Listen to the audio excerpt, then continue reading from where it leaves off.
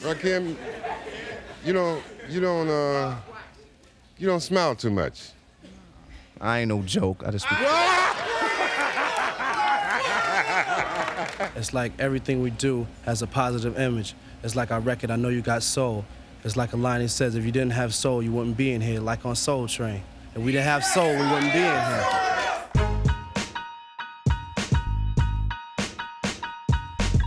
For many fans of hip-hop's golden era, 1987 was a transformative year for the genre. Some of the most classic albums in rap were released this year, including works by Public Enemy, BDP, and Ice-T. But for two young men from New York, their debut album, Paid in Full, would be seen as a turning point in how rappers approached their whole style. One of their first televised performances would be on Soul Train. Until the late 80s, most rappers had a specific 1, 2, 3, 4 rhyming pattern. The words would land on top of their beats. But with the newness of the genre, hip-hop was constantly evolving, and rappers were beginning to expand their storytelling. Artists like Chuck D were pro-black and wanted to educate their listeners, while rappers like Ice-T would depict the world of street life and hustlers.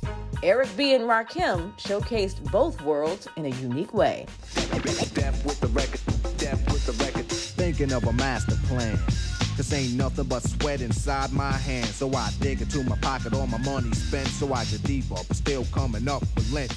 Eric B., a DJ from Queens with ties to the music industry, was looking for rappers to record an album. A promoter from Long Island introduced Eric to Rakim.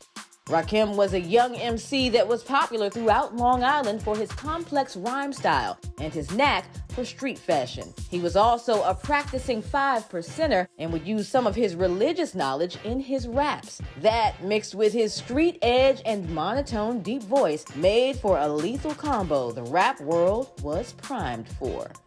Eric B. and Rakim's Paid in Full album was released in 1987, and the same year the duo appeared on Soul Train, performing I Know You Got Soul, wearing rope chains and truck jewelry, holding stacks of money in their hands in photos. Although Eric B. and Rakim weren't the first rappers on the Soul Train stage, their message was fitting. Regularly dripped in Dapper Dan clothing and looks worn by street hustlers and barely smiling, their music combined jazz with knowledge of self and pro-black messages.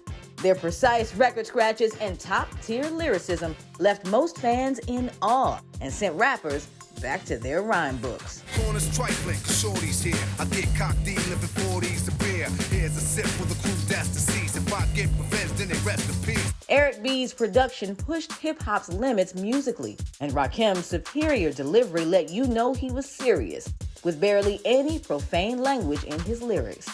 Up to this point, the Soul Train stage was reserved for R&B and soul artists. As one of the most definitive groups of the genre, Eric B. and Rakim made history with their appearance, paving the way for hip-hop artists who follow them on the hippest trip in America.